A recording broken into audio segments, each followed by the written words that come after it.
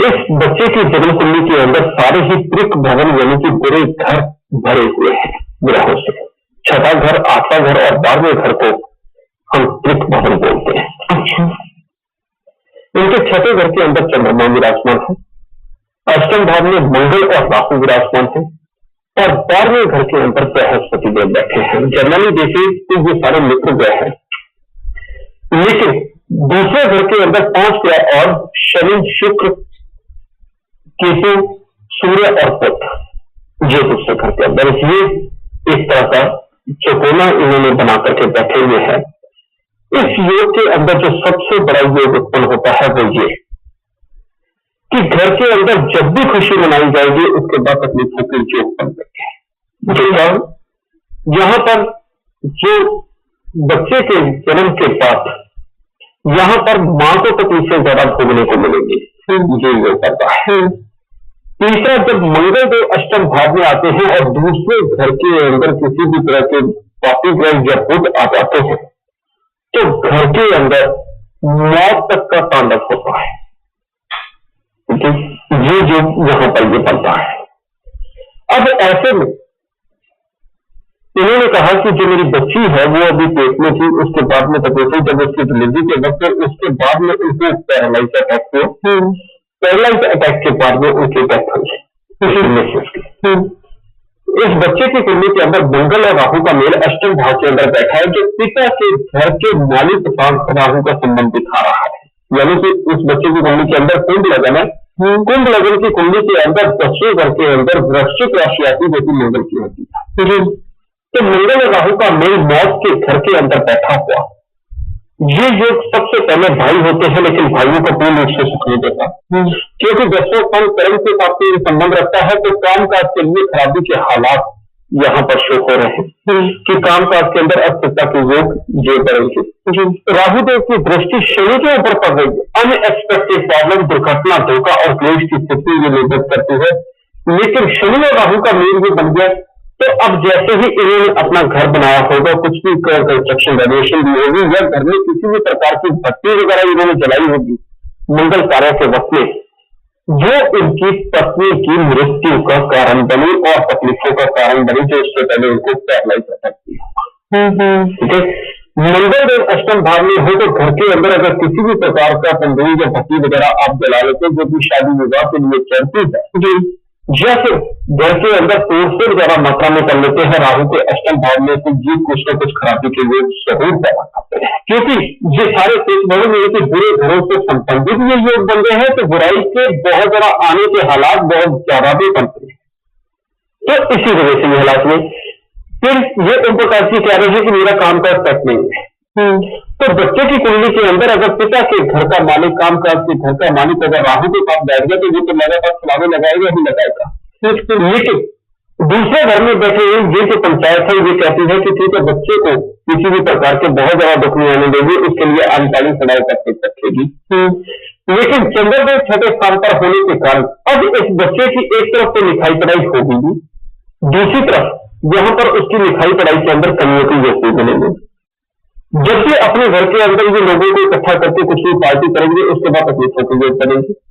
धीरे धीरे करके 15 साल की उम्र के बाद में बच्चे के अंदर एक इरिटेशन फीलिंग डेवलप होने लगेगी, जिसके चलते ये उसकी लिखाई पड़ेगी, खराबी की तरफ पड़ेगी। और वही खराबी की तरफ जो बढ़ना है वो 21 साल की उम्र तक बच्चे को भटकाना शुरू कर देगी, यानी कि मतलब बहुत अच्छे हालात में नहीं रखेगी। क्योंकि ये दूसरे और अष्टम का जो संबंध है और इसके अंदर स्पेशली तौर पर अष्टम में जब मंगल हो तो ये बहुत ही खराबी देता है, घर के अंदर कोई की स्थितियों को भी निर्भर करता है। और साथ ही आउटफील्ड की स्पोर्ट नहीं आने देता और बेमतलब की मुसीबतें अपने जीवन के अंदर देता है, जिसमें की बीमारियों खून से संबंधित किसी न किसी प्रकार के दुख बनाता है, मंगल कार्यों से संबंधित दुख बना देता है, भाइयों से संबंधित दुख बना देता है और साथ ही घर के अंदर खुशी नहीं भी दुख से वापस देता है। अब ऐसे में जब तक इस मंगल राहु का हम इलाज नहीं करते तब तक इनके जीवन के अंदर मुसीबतें पिता को तो चल ही रही है कामकाज से संबंधित, और बेटे का भी भविष्य आगे कुछ खास नहीं नजर आ रहा है जो कि बहुत अच्छी सेटलमेंट निकल के आए। तो ऐसे में इस कुंडली को रुपये की बेहद ज्यादा जरूरत है। डॉक्टर साहब क्या करना होगा इसके लिए? सबसे पहले यहाँ से घर के अंदर पड़े हुए राहु की वस्तुओं को जरूर निकाल दें। राहु की वजह से बंद करिए, खोटे सिक्के खराब पानी के समान है। लेकिन साथ में ही जो जंग लगे हुए औजार होते हैं, जो बेकार में आपने कहीं कहीं भर करके रखे हुए हैं, या फिर हथियार, जो खेती के हथियार भी हो सकते हैं, या और किसी प्रकार के हथियार जो आपने छुपा करके रखे हुए, वो तो घर से निकालना बेहद ज्यादा कदम सकता है। नंबर 1। नंबर 2, बांस की कोई भी चीज अपने घर में नहीं होनी चाहिए। सीढ़ी तो बिल्कुल नहीं रख सकते, बांस की सीढ़ी, लोहे की सीढ़ी भी नहीं रख सकते। तो बांस और लोहे की सीढ़ी नहीं रखनी, जब बांस किसी भी रूप में उनके घर में हो तो वो निकाल दो। तीसरी बात, जिस घर के अंदर रहते हैं वहां आसपास कहीं पर भी भट्टी या तंदूर वगैरह कहीं नहीं चलता होना चाहिए। और साथ ही घर के आसपास कीचड़, बेरी, नीम और पीपल का पेड़ नहीं होना चाहिए, और घर के सामने पार्क या मैदान नहीं होना चाहिए जिसके अंदर कोई धूल होती है। इन चीजों से इनको बचाव करना पड़ेगा। अगर ये चीजें हैं तो फिर मकान वहां से शिफ्ट करना बेहद ज्यादा जरूरी है, जिस मकान के अंदर ये है। इसके बाद ही पॉजिटिव हालात बन पाएंगे। और इस मंगल देव का जो इलाज है, बच्चा भी छोटा है तो कितना सारा इलाज कर सकते हैं। तो इसके लिए चांदी का चकोर टुकड़ा ये हमेशा अपनी जेब में रखें। मिट्टी के लोटे के अंदर शहद भर करके ये विराम जमीन के अंदर बताएं। इनके घर में जितने भी मेंबर है वो रसोई घर के अंदर बैठ के अगर खाना खाते हैं तो सबसे उत्तम। और साथ ही यही यहाँ पर मंगल देव 3 धातु का छल्ला पिता और पुत्र दोनों धारण करें, जिसमें सोना, तांबा, चांदी बराबर की मात्रा के अंदर डाला जाएगा। और 45 दिन लगातार 8 गुड़ की रोटी तंदूर में लगवा के कुत्ते और कौवों को ये जरूर डालें। और स्पेशली तौर पर तंदूर में ही लगी हुई रोटियां होनी चाहिए। 100% घर का टच बिल्कुल नहीं होना चाहिए, वरना ये बहुत कुछ बर्बाद करेगा। ये थी चंद्रमा को यहाँ पर बल देने के लिए अगर संभव हो सके तो किसी शमशान घाट के अंदर प्यारी जन्म ये जरूर लगता है। और साथ ही यहाँ पर सूर्य और शनि का संबंध हो गया, शुक्र के साथ हुआ है, बुद्ध भी साथ में बैठे हुए हैं।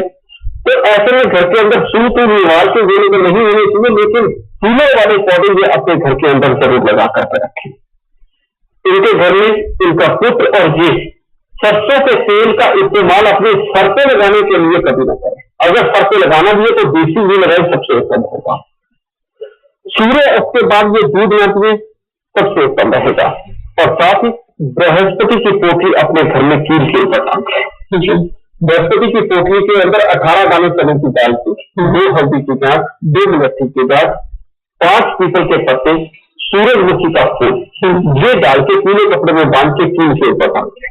ये काम करना बेहद ज्यादा जरूरी है।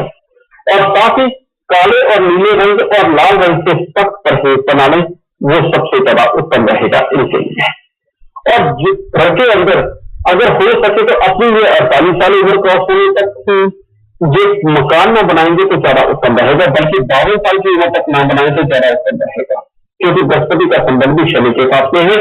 और बड़ के पेड़ पर मीठा दूध चढ़ाकर गीली मिट्टी का तिलक अगर ये अपनी जिंदगी के अंदर रूटीन बना लेते तो इनके दुख दूर जाने शुरू हो जाएंगे, काम का अच्छा होगा और परिवार शुद्ध द्वारा इकट्ठा होगा और हर तरह से उत्तम रहेगा। आगे बच्चे की भी पढ़ाई लिखाई हर तरह से उत्तम रहनी शुरू हो जाएगी।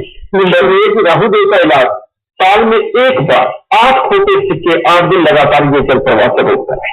ये उपाय इनको सालाना तौर पर करना है। मात्र ये उपाय करें, इनका बच्चे का भविष्य भी बहुत अच्छा होगा और इनके अपने कामकाज के लिए भी बेहद बेहतर हालात पैदा होंगे। डॉक्टर साहब बहुत बहुत धन्यवाद, आपने इनको